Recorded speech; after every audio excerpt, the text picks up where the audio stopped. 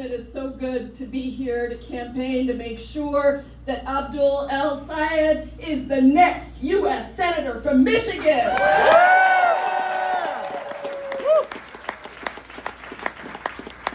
I've been thinking a lot about this because every single day in Congress, we have choices that we make.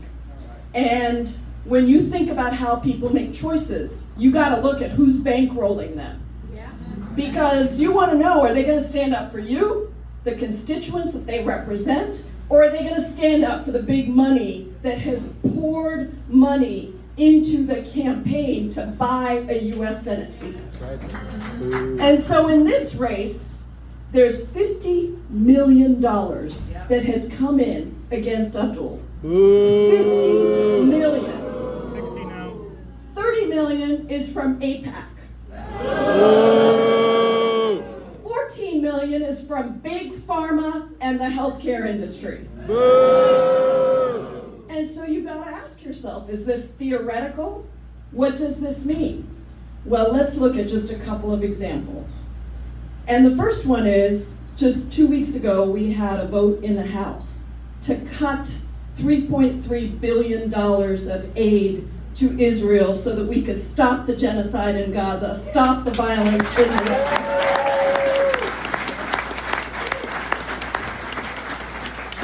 And Abdul's opponent voted against that amendment. So you gotta wonder what's gonna happen when she goes to the US Senate, if she were to go to the US Senate, and I think you know exactly what's gonna happen. Abdul is gonna stand up for the values that he is rooted in, not for the money that pours into his campaign.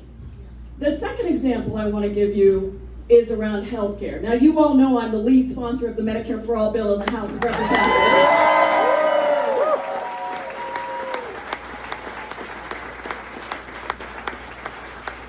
And Abdul is a doctor. He knows exactly what we need to do on healthcare. He has literally written the book on Medicare for All. And she's got it right there. She's got the book right there. I wrote the foreword for that book. I will sign your copy. So here's the thing. When $14 million is being thrown into this race by Big Pharma and the healthcare industry, why do you think they're doing that? They're doing that because they profit from the sick care system that we have right now. That's right. And as you all and Americans across this country are struggling with the high cost of healthcare, in my district, my constituents are paying $20,000 on average for their health insurance premium. Just their premium. No copay, no deductible included in that, no out-of-pocket costs included in that. And that's just for the insurance premium. Abdul knows and has been fighting for from day one. He is not going to be moved on this issue. He knows that Medicare for All means guaranteed universal health care where everything is covered from birth to death.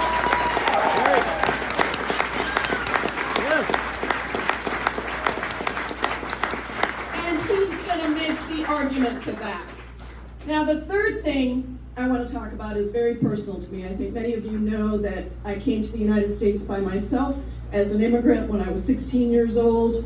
I didn't have any money in my pocket, no parents, no family, and now I serve as the first and only South Asian American woman in the United States House of Representatives.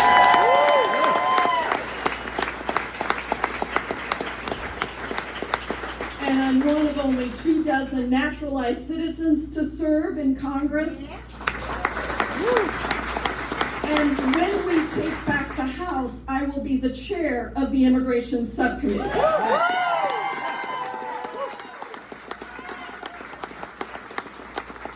here's the thing.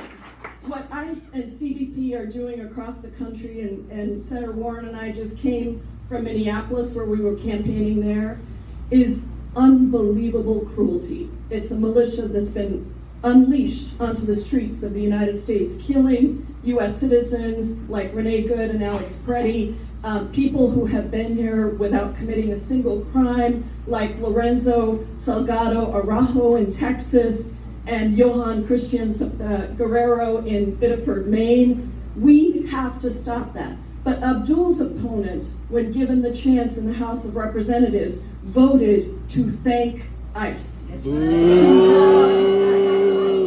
ICE should not exist as it does. It needs to be disbanded. We can do immigration enforcement in a different way, and Abdul is the only candidate that I trust to do that in the United States Senate. We just had a vote on how to spend the United States money in the House. Actually, we had several. And one of them was to give $1.15 trillion to the Pentagon for this illegal war, for all the fraud, waste, and abuse that happens at the Pentagon, and another $70 billion specifically for the Iran war. And we had a vote. It was on my War Powers resolution. We passed the War Powers resolution in the House to end this illegal war in Iran. And Abdul is the guy that I trust in the United States Senate to work with the incredible, fantastic senators that you're going to hear from, Chris Van Hollen and Senator Elizabeth Warren, to make sure that we are spending our money right here at home on your health care, on your groceries, on your child care, on your housing. Those are the things that matter. We should not be spending it on the Pentagon, which, by the way, is the only federal agency that has not just not passed an audit, it's failed 8 audits, and yet we keep giving money. And so when I say, the way I started, that this campaign is about choices that people make in Congress every day, what I want to tell you is that it matters who you elect, because it matters whether they are going to be rooted in their values or whether they're going to stick a finger up in the air and decide which way the wind is blowing or who is funding them in order to make the decisions that affect your lives, your children, your grandchildren, your parents. And Abdul is somebody that I have worked with now for almost a decade. And we worked together on the Biden-Sanders Unity Task Force on Healthcare. And the guy is unmovable on the values that root him and will help him fight for you.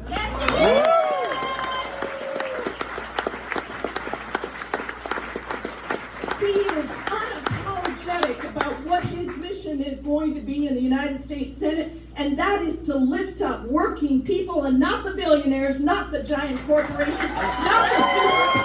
He is going to fight for the working people of Michigan. He is going to make sure that you have a right to thrive and not just barely survive. Thrive, not just barely survive. So I want to ask you, are you ready to do everything you can to elect Abdul El-Sayed to be your next senator in Michigan?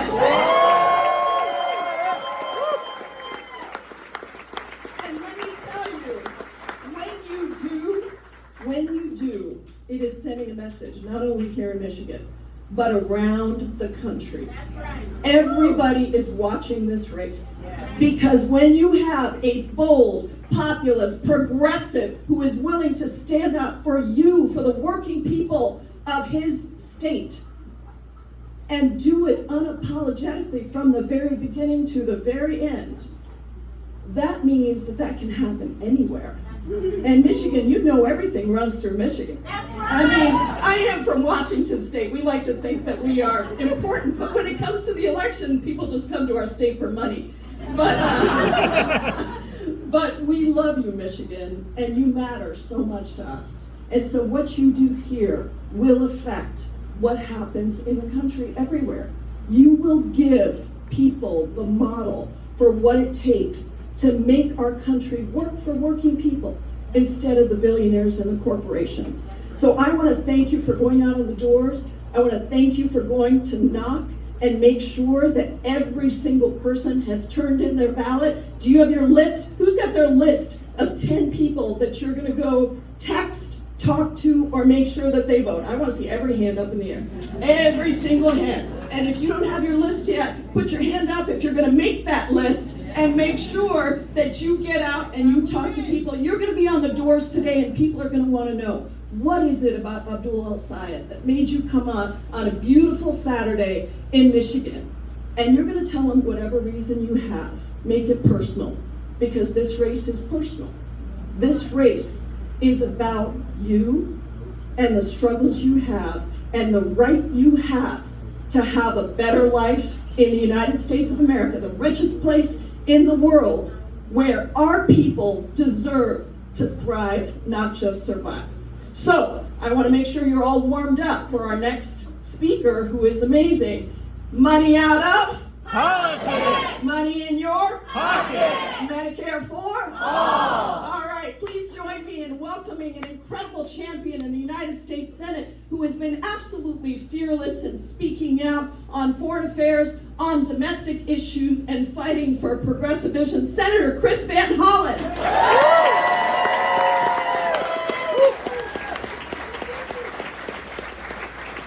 Let's give it up for Camilla, a fearless fighter in the United States Congress. And I'm going to start where she left off. Money out of politics. Money in your pocket. Medicare for all. All. Okay. It is great to be here, Michiganders. Are you going to make sure that we elect Abdul El-Sayed to the United States Senate? Yeah. Just a little louder so they can hear you on the other side of the state. Are you going to elect Abdul El-Sayed? With your help, he's going to win. Do you want a senator who is going to fight every day against this corrupt and lawless Trump administration? Yes! Do you want a senator who's going to spend 24/7 ending this illegal war against Iran? Yes! Do you want a senator who's going to take on a lawless ICE operation? Yes! You know, March last year in Maryland, there was this fellow by the name of Kilmer Abrego Garcia.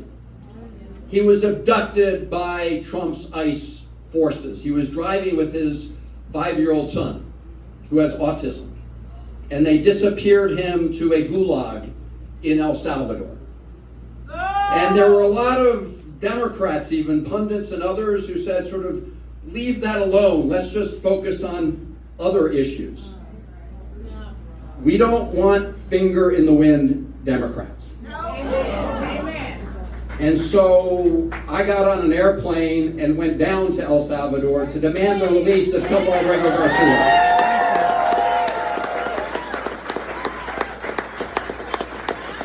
And the Trump administration said he would never set foot back on American soil, and he is back on American soil. With his wife and his mom and his brother. Make no mistake, they're still engaged in a political persecution against him. So this is ongoing. But I want someone in the United States Senate who is not thanking ICE, but joining us in taking on ICE. Thank you.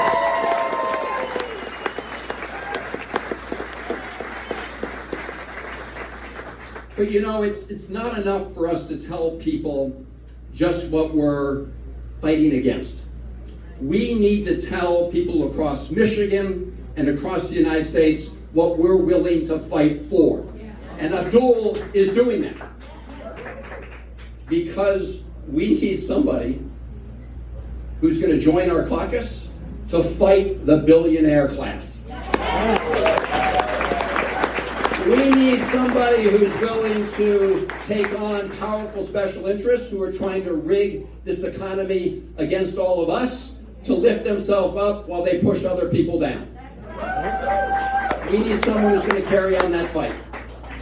We need someone who is going to carry on the fight to end corruption of money in politics.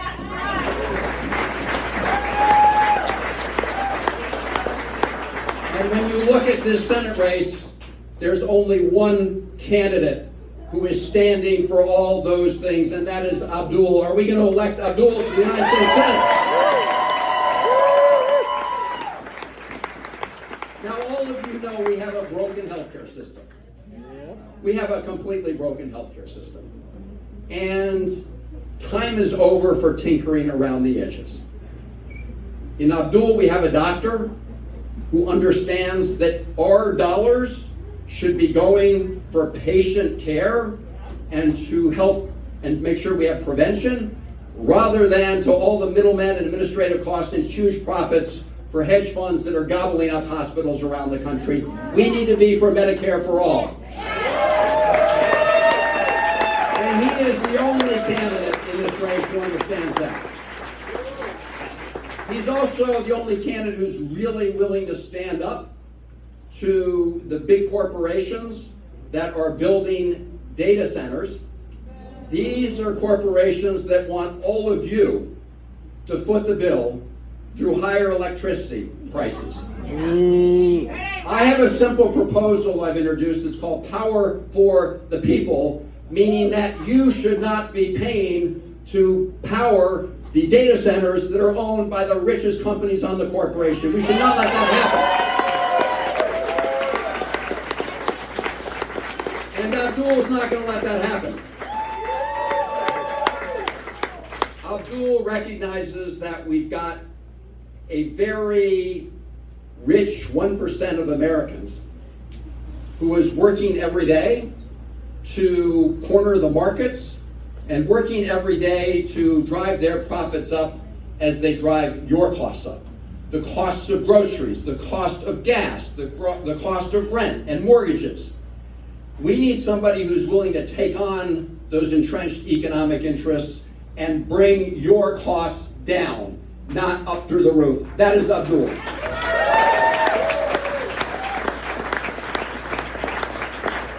And Abdul is the only candidate in this race who understands that we need a wealth tax on billionaires so we can have more shared prosperity in the United States of America.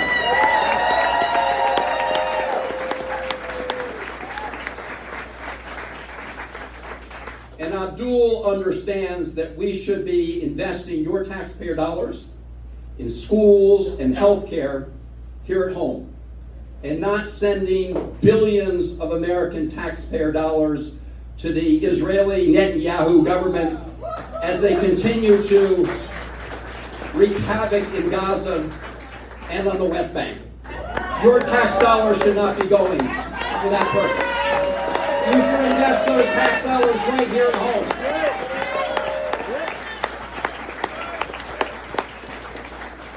Right here at home. Rather than send them to a government that right now is headed by someone for whom there's a warrant out for war crimes. That's right. That's not where your taxpayer dollars should be going. No. Now let's talk about where this race is. Do you know how we know that those powerful special interests and the billionaires, you know how we know they're afraid of Abdul? Now up to $60 million. $60 million of outside super PAC money coming into this Democratic primary here in the state of Michigan. Let me ask you, are you going to allow outside interests to buy the votes of Michigan? No! Hell no! Hell no! This is not charitable giving. All of that $60 million is designed to help elect a candidate who those groups think will do their bidding, not the bidding of the people of Michigan. And that's a lot of money. So they are very afraid of Abdul. We need to make sure we have a candidate who believes in people power, not PAC power.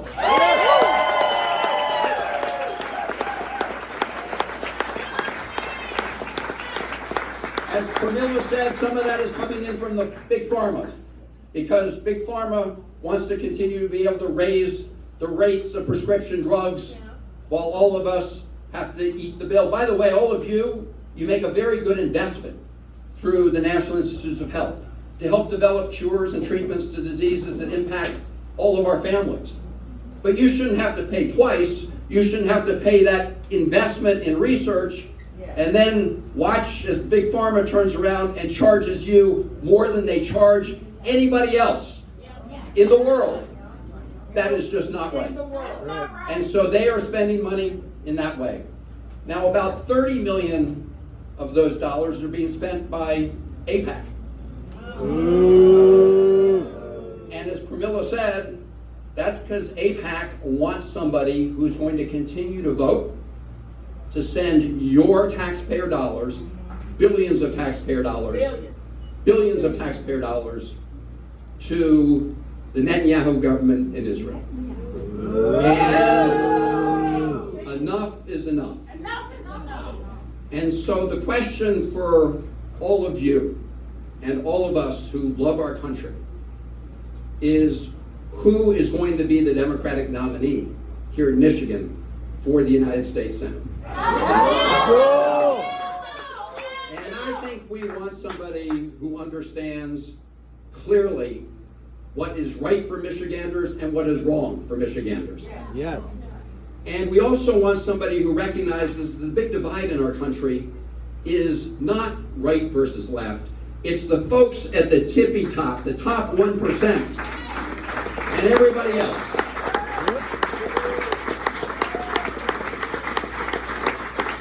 Now, here's what we know. What we know is that all those people are spending tens of millions of dollars of outside money in Michigan. What they really want to do is divide people against one another while they make out as bandits. Yeah. They want to pit people against each other based on race or ethnicity or religion. In other words, they want us all fighting among ourselves instead of fighting to take on the big money interests that want to rig our economy. The real enemy. That's what they want to do. And so we cannot let them do that. That's right. We need to continue to unite across races and religions and ethnicities for the candidate who represents the values that all of us love, who really wants to make sure that we not only take on a lawless Trump administration, but that we also advance an agenda for working people. A candidate who's been endorsed by the UAW,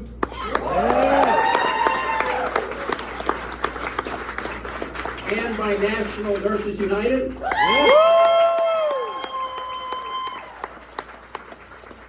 a candidate who we know is going to stand in solidarity with unions and working people against the forces that want to strike us.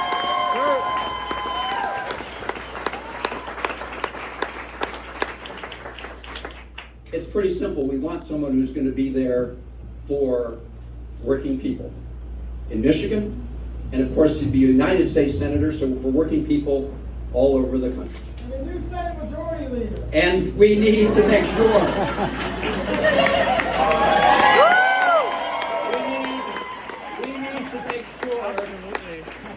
We need to make sure that we have somebody who understands that the status quo is unacceptable. Yes, that's right. No, it's not enough just to go back to pre-Trump days. No. That's just not enough. I mean, this country elected a convicted felon to change the status quo, and he's changing it all the worst ways. But we need to change the status quo in all the best ways for working people.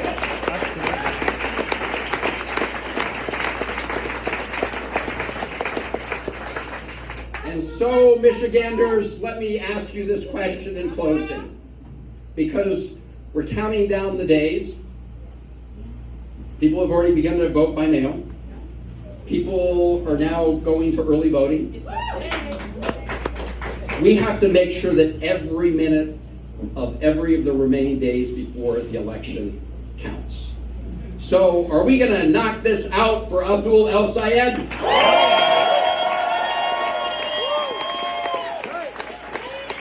I can tell from this room that you're ready to do this. That you're ready to do this. That you're ready not only to send somebody who's going to fight a lawless Trump administration, but somebody who's willing to shake things up in Washington. Are you going to do that? Someone who's going to shake it up. Someone who's not afraid to rock the boat. We need more people willing to rock the boat in Washington, D.C. And Abdul will do that.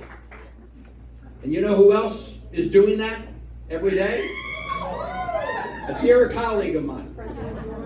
A dear colleague of mine who always stands up to powerful special interests on behalf of working people. Somebody who's never afraid to rock the boat. Someone who realizes every day that the status quo is broken, and it's up to all of us, we the people, to fix it. Ladies and gentlemen, let's give it up for Elizabeth Warren.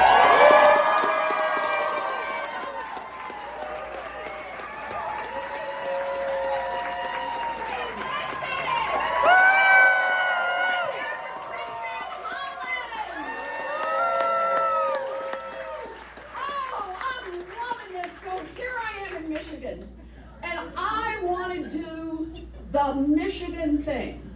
Like, this is what I want to do. You guys got to make this happen for me. You ready? Yep. Right? Because I've never done this before. But I hear now it's all over the state. You ready? Money out of politics. Oh, money in Pocket. and Medicare for all. Well, damn, we're done. This is great. This is great because that's what this race is all about. Look, things are tough. Tough in this country. It's tough here in Michigan. It's tough all over this country.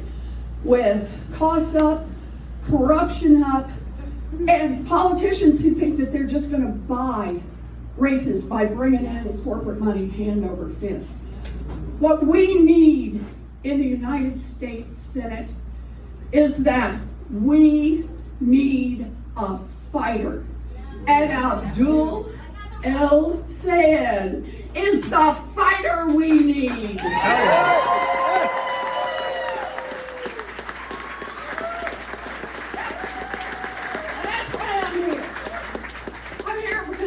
My life fighting for working families, and that's exactly what Abdul has been doing. And the thing is, he doesn't just get out there and fight, he produces. He wins those races. He has the receipts to prove it. So just ask Abdul, who cleaned up the Detroit healthcare system? That was Abdul. Right? Who got glasses for little kids? That was Abdul. For all the families who got medical debt wiped out, that was Abdul.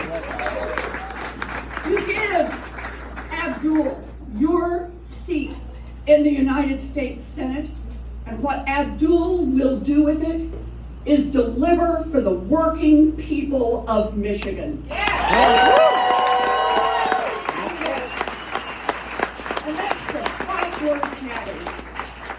So look, in ordinary times, that would really basically be what the whole talk would be about. That's what we talk about. We go out and knock on doors. That'd be it. But these are not ordinary times. These are extraordinary times. We are now living in an historic moment.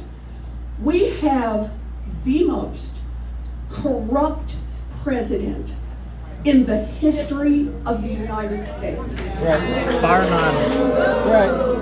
Washington is awash in corruption. And the thing about this corruption, it reaches a point, it's like you don't even see it anymore. You know, it's like an ugly haze in the air. It's there over and over. So here's the thing I wanted to do with you all today, is just to talk about a couple of little stories of corruption and what corruption does to us. So the first one I want to start with really is, a couple of years ago, we managed to get in place, if Joe Biden's president, we're out there working on stuff, we managed to get in place a rule that says when the airline cancels your flight, they gotta automatically give you your money back. Simple Right. enough. Makes sense. Not gonna change the whole world, but by golly, seems fair to me, right? Donald Trump gets elected. Delta and United make multi-million-dollar contributions to Trump, and poof, the rule disappears.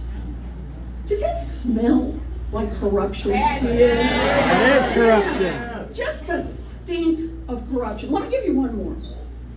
Capital One. Capital One. Some of you have Capital One credit card. Keep this in mind.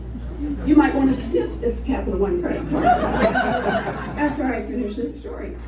So a couple of years ago, Capital One has its hand in the cookie jar, and it gets caught by, oh, I love saying this, the Consumer Financial Protection Bureau.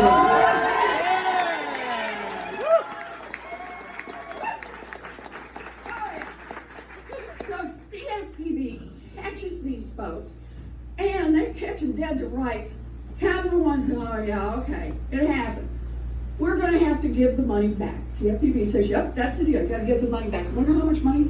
$2.2 billion that they cheated out of their own customers. Right? Go sniff that credit card again. So Cap One agrees, called a settlement. They say, okay, we're going to mail the checks to all the people we cheated. CFPB says, good, that's good. Donald Trump gets elected. Capital One makes $1 million contributions to Trump, and poof, the settlement disappears. They keep the $2.2 billion, and all the people who got cheated just stayed cheated. Does that smell like corruption to you? Yes. Yeah, I'll do one more. Yeah. 2 days before he's sworn into office, Donald Trump starts some crypto business.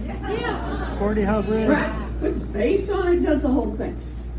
And in that first year, while he's started his crypto business, he gets out and hawks it from the White House, right? He does these fancy dinners, he runs these promotionals, and he sets policy on crypto. And now we got the receipts. How much money did Donald Trump make off the crypto business he was promoting? Billions. As President of the United States, $1.4 billion in 1 year.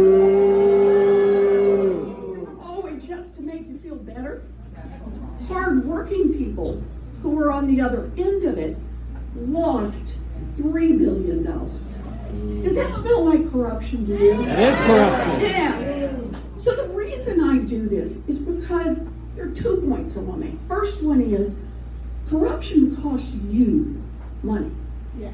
I just picked 3, but I guarantee there are people in this room who've lost money on one of those 3 deals that I've talked about. Corruption costs you money. It costs your mom money. It costs your grown-up kids money. It costs your neighbors, your friends, as the money is just picked out of their pockets. And that's a reason that we got to put a stop to corruption. Yes. But there's a second part to this corruption story and why it's so important today in Michigan. Because you have in your hands a decision to make about corruption. So these guys who are engaging in the corruption, the guys who are picking your pockets, let's just pick crypto, just for one of them. They've said they are going to put more than $300 million directly into campaigns to make sure that anyone who's not willing to sign up for the crypto gets to help Donald Trump make another $1.4 billion. Crypto gets to cheat people out of billions of dollars. They will put hundreds of millions of dollars into blocking those candidates. But here's the part I want you to pay attention to. I haven't seen an ad where somebody says, hi, I'm from crypto, and I want you to vote against Abdul, because he's a tough, independent, stands on his own guy, and he may really give us a lot of trouble.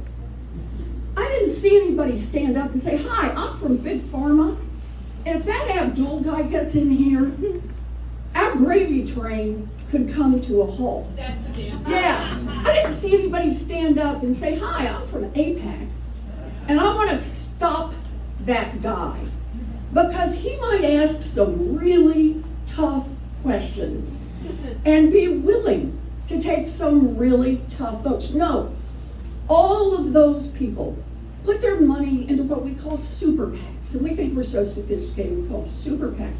Really, and the super PACs have names like rainbows and ponies,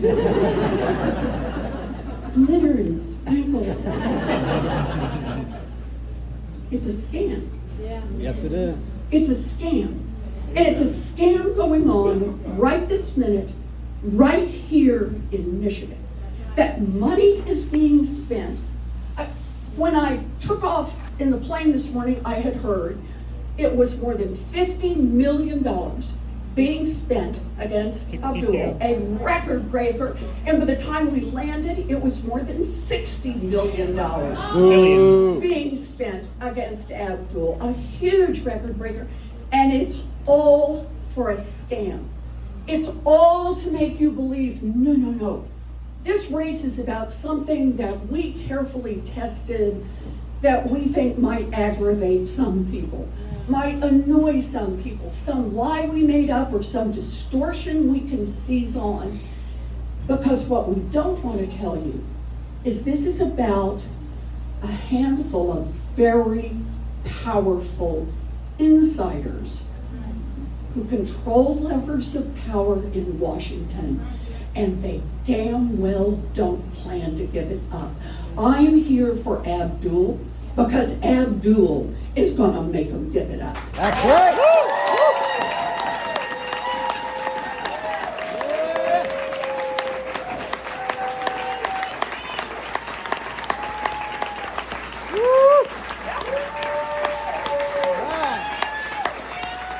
So this is the deal, Michigan. This is the deal. You, your neighbors, you can fall for the scam. You can go where they tell you with their $50 million or $60 million or $100 million on rainbows and glitter. Or you can say, I want someone I trust. Do you trust Abdul? Yes. You can say, I want someone who will fight for me. Will Abdul fight for you? You can say, I want someone in the United States Senate who will be in this fight not to comfort the comfortable, who will be in this fight to disrupt the powerful, who will be in this fight to bring the power back to the people. And that is Abdul. Are you in this?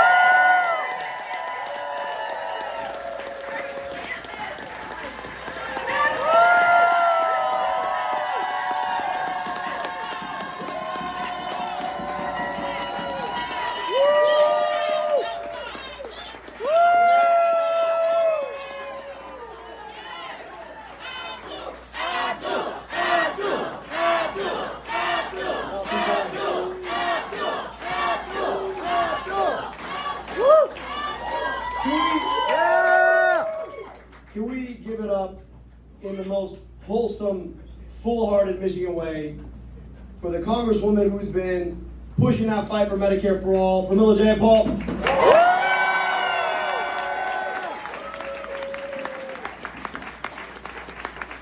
And if I have anything to do about it, the next Senate Majority Leader, Chris Van Hollen.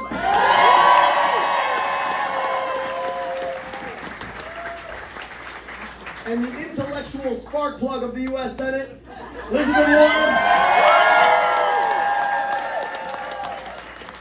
Now y'all know why we're here, right?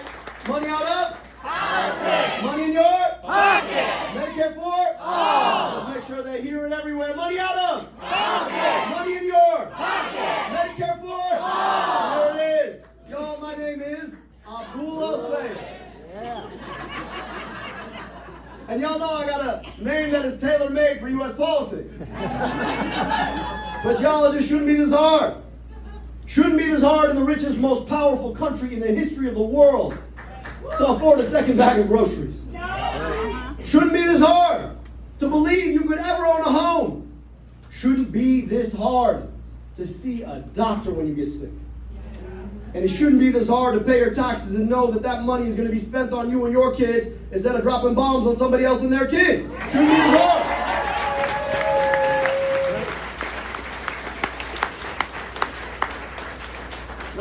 supposed to run for office. That was not part of my life's plan. I got an 11-letter first name.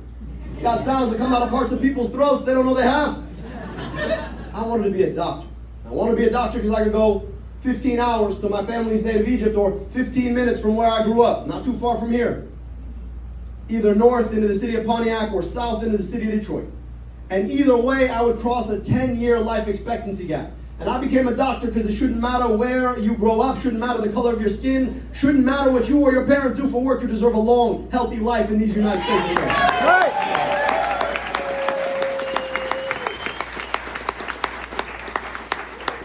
And on the way there, I came to appreciate that too often our healthcare system isn't just not part of the solution, it's part of the damn problem. Yes, it is. We've created a system more interested in monetizing you when you get sick than it is in taking care of you and making sure that you heal. And I realized in my studies that I didn't want to work in the system, I wanted to work on the system. So I went into public health. Got the opportunity to come back to rebuild Detroit's health department after it had been shut down. Led Wayne County's Department of Health, Human and Veteran Services. We thought outside the box about what public health could be. Built programs to guarantee kids glasses when we found out that they wouldn't get a pair even though we knew they needed some. Tens of thousands of pairs of glasses later, kids in Detroit who otherwise might not have been able to see the board are now thriving in a classroom. When the biggest polluter and the most polluted zip code in the entire state wanted to raise their emissions, we worked with the local community. We said enough is enough. Together, we stood up, forced them to invest $10 million of their own dollars to reduce emissions when they had wanted to increase them. After Flint, we had every school, daycare, and Head Start tested for lead in the water. In Wayne County, we put anti-overdose medication in vending machines for free in 100 locations. When we realized that our county ranked number 8 for medical debt nationwide and that we could eliminate it for a penny on the dollar, we put aside $7 million to erase up to $700 million of medical debt for 300,000 families. But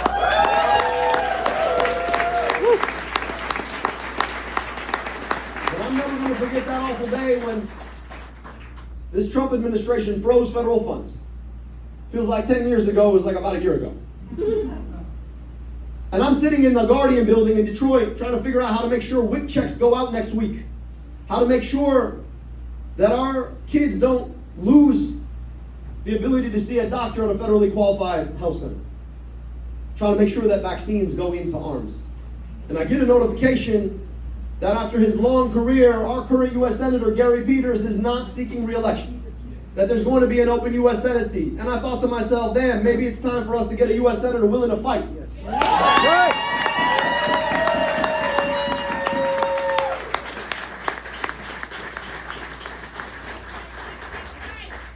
If I were to be elected, I'd be the first Democratic doctor elected to the U.S. Senate since 1969.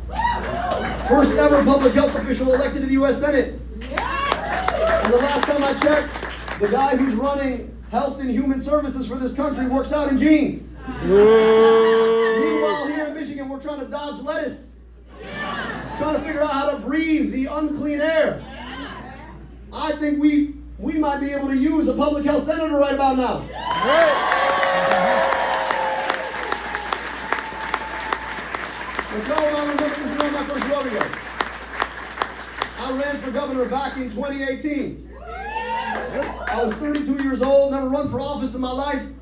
I had no idea what I was doing. I said, you know what, I'm gonna go big or go home. I went big, then I went home. But we earned 340,000 votes. We got outspent 7-1. But we were 2-1 more efficient than the governor. 3-1 more efficient than a guy who's currently in Congress. And more importantly, I said something at the time that folks weren't quite ready to hear that's only proven more true now. Donald Trump is not himself the disease of our politics. He's the worst symptom of the disease of our politics. The disease is a system that allows big corporations and billionaires and special interests like AIPAC to buy and sell politicians in ways that leave them rigging the system against us. We pay more for all we have to buy, get paid less for all the work we do, and watch as our tax dollars get misappropriated to do dumb things like drop bombs on other people instead of smart things like build schools for our own. So y'all, we're running a campaign to do 3 simple things. Y'all already know what they are. Money out of? Money in your? Medicare for? We got work to do. Now I want to talk a little bit about what that means. You've probably seen the ads. All the ads. $60 million of ads carpet bombing our airwaves. Now, here's the funny thing about it. Everyone's like, how are y'all withstanding this? I don't know. Last time I checked, the commercials were the part of the show you didn't want to watch. Go on and buy the worst commercials and then wonder why they're not working. But here's the thing about them. They still cost a whole lot of money. $60 million doesn't fall off a tree. They don't give it to you because they think you're nice. There is a pro quo at the end of the quid. When AIPAC drops $30 million on a race, you know why that is? They want something in return. There it is. It's a $30 million down payment on a vote to send $3 billion somewhere else. And where does that go? To a foreign government that's done genocide and apartheid, and now is taking us to a war for the goal of annexing southern Lebanon. And here's the thing about it: when you say anything about it, it's just like, must be because he hates somebody. I don't hate anybody. Y'all, I love everybody. I just think I want my tax dollars spent here in Michigan to build schools in Michigan, to provide healthcare in Michigan, to empower folks in Michigan, to fix our damn roads in Michigan, instead of sending them somewhere else to destroy someone else.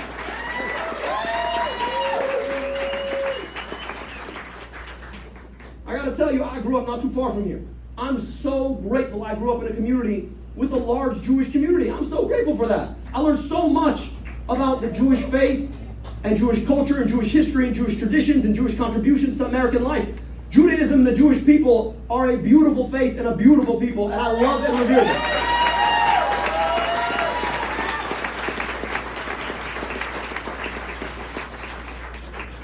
But so are Palestinians and Palestinian Palestinians.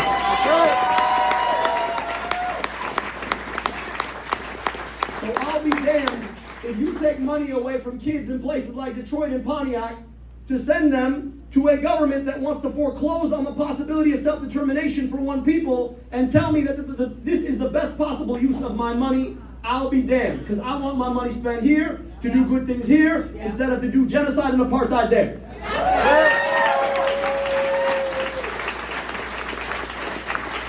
So AIPAC, where's the camera?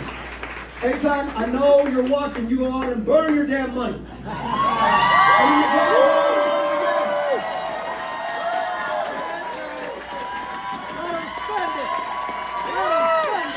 can't buy this, AIPAC.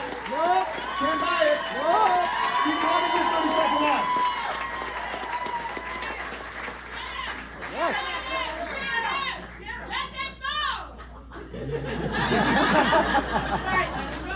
How we feel about y'all in Detroit?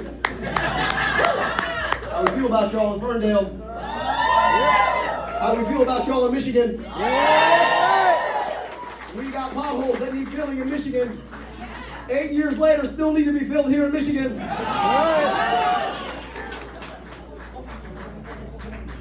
That was good.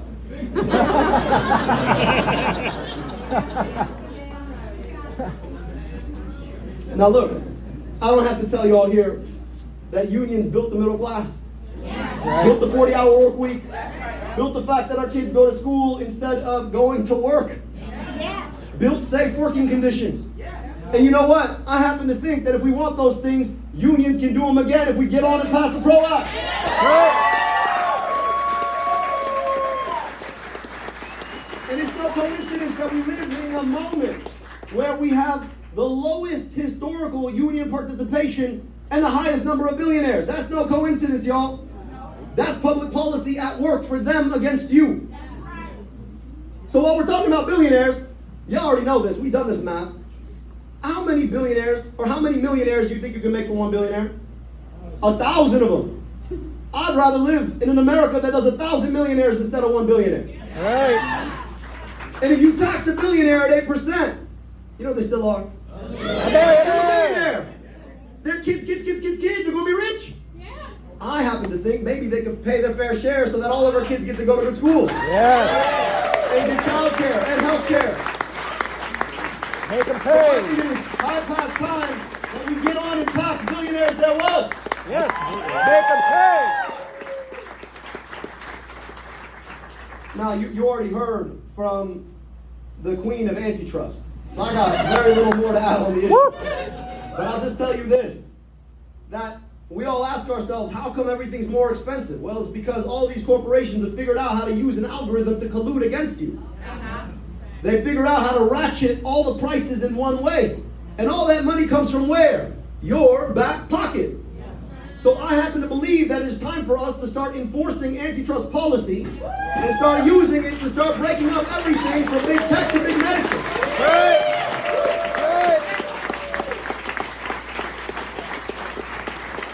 On the subject of medicine,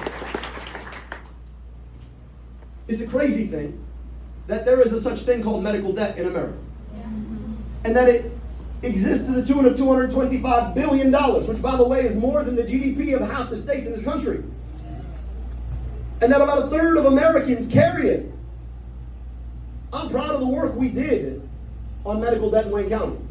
And you know what I'd like to do in the U.S. Senate? I'd like to abolish medical debt once and for all. Yes. And you know how we do it? We finally fulfill the unmet promise of guaranteed health care in this country through Medicare for all.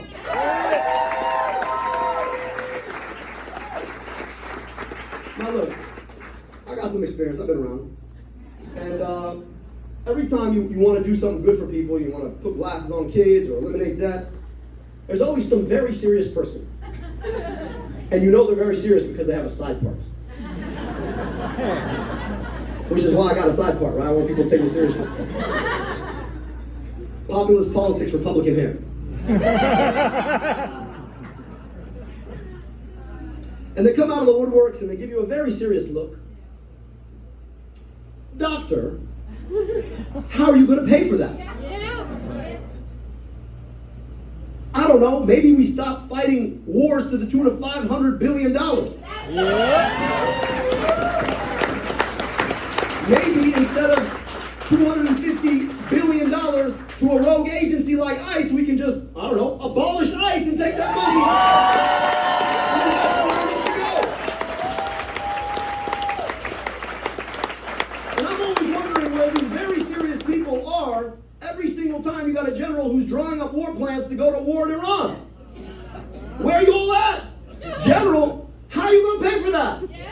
So you know what I'm about to do with my side part? And my very serious face, I'm hoping that when I'm in the U.S. Senate, I can be that very serious person that said, General, how are you going to pay for that? We got kids who need health care here. We got schools that need to be rebuilt here.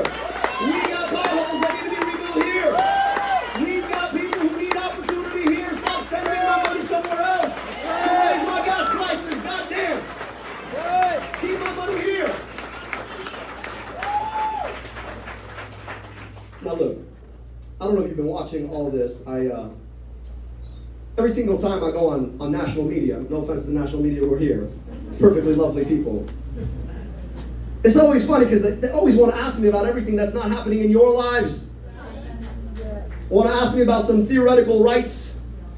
When I'm just saying, hey, kids here have a right to good schools here. And how about we start talking about the right to health care here? Yes. And how about we start talking about the right to our own tax dollars here? Yes. No one asked that question. No one asked that question. And they always use this word around me. Dangerous. Yes. I always wonder, like, why would you call someone like me dangerous? It's not like people who look like me have ever been called dangerous. It's not like you're falling into a well-worn groove that's been around for 25 years calling people who look like me with names like mine dangerous. I know that's not what you're doing, right? I'll just say this. Go ask a child who needed a pair of glasses in Detroit if I'm dangerous. Right. Go ask the folks who could not breathe because of smokestacks spewing out sulfur dioxide if I'm dangerous. Nope. Go ask the parents of kids who are going to schools that were leaded if I'm dangerous. Go ask the people flooded in medical debt if I'm dangerous. I think what they'll tell you is he's the best friend you might have if you want government to work for you. But I'll tell you what, if you're APAC, I'm pretty damn dangerous. If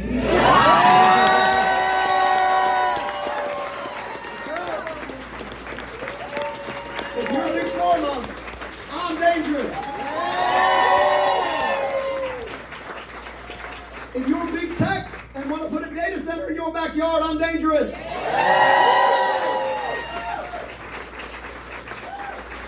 If you're a big bank that wants to collude against us, I am dangerous. If you're a monopolist who wants to raise on prices, I'm dangerous. If you're Chuck Schumer, I'm pretty damn dangerous. Look out, Chuck! And I think it's about damn time we had Democrats who are willing to be dangerous for all the people rigging our politics against us. I'm gonna finish here. Earlier this month, we commemorated our 250th anniversary. It is a moment for a lot of reflection, particularly considering who occupies the White House right now. A man who has no concept of the basic ideals of America, let alone any respect for America or her Constitution. The fact that the 250th anniversary we were ringing in was an anniversary of defeating exactly the kind of tyranny he wants to ram down our throats in the form of ICE. Yes. And as I've been reflecting on this, I gotta be honest with you, I am so grateful. I know what my life would have been, but for the accident of history that allowed me to be born here. I got incredible public schools my cousins couldn't have dreamed of. Got to go to an amazing public university. I got my medical education paid for by a federal agency. I got vaccinated before I knew what a vaccine was against diseases that killed an aunt and uncle I never got to meet. I love America. Come on now.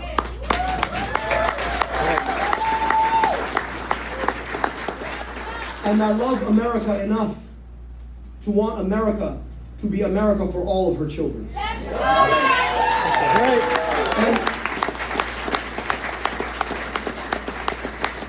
in reflecting on those past 250 years, it's impossible not to also reflect on all the ways that the basic rights, the basic advantages that I took for granted were denied people throughout our history, founded in the removal of indigenous people, in compromise to the enslavement of people because of the color of their skin. Say it!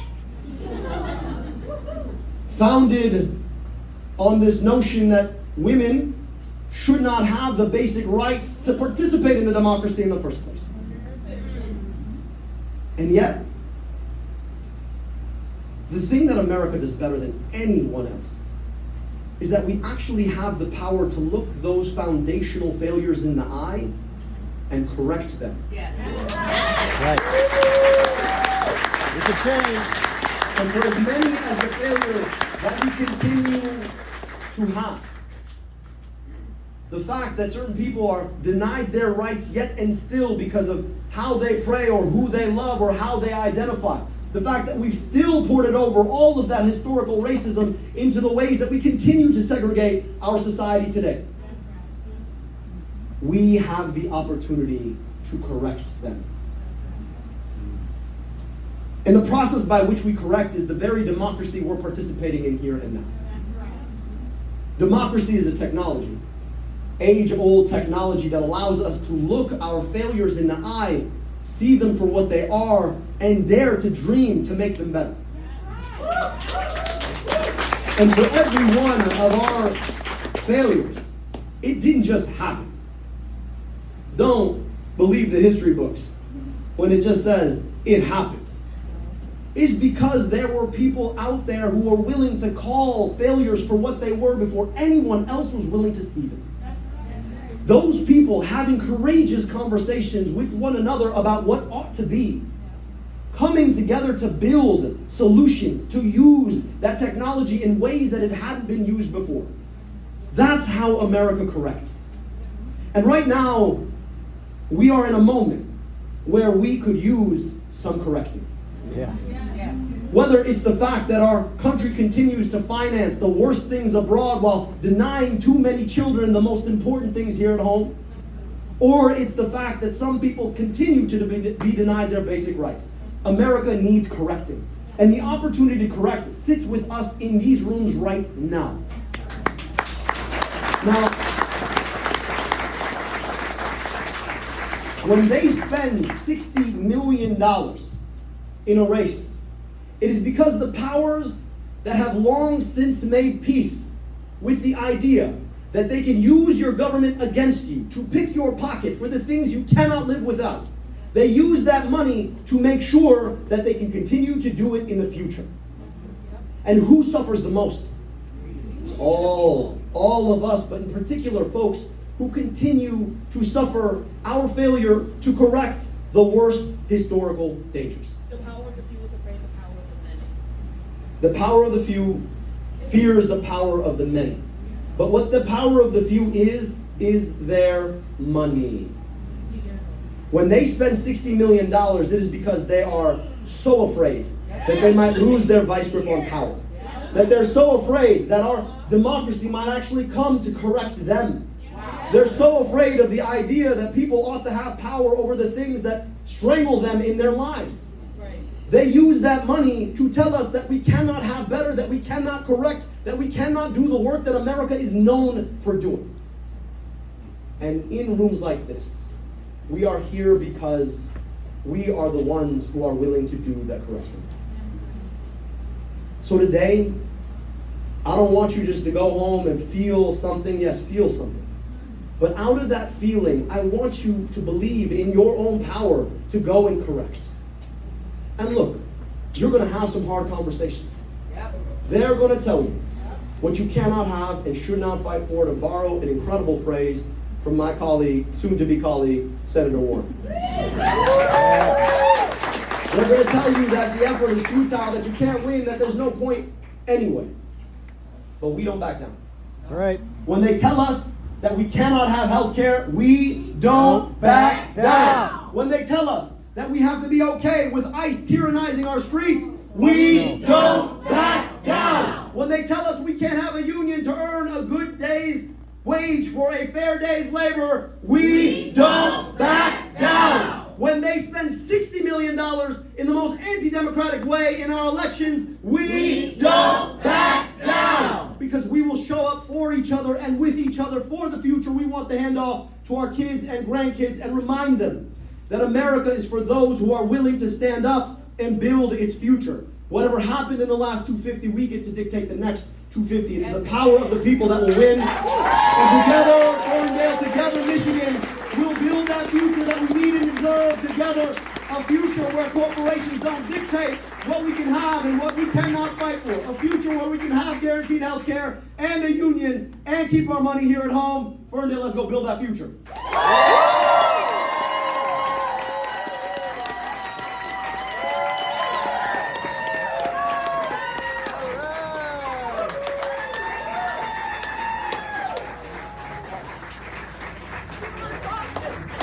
All right. Woo!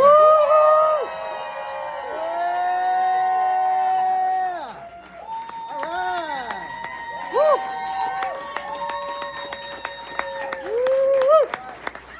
Yes. All right.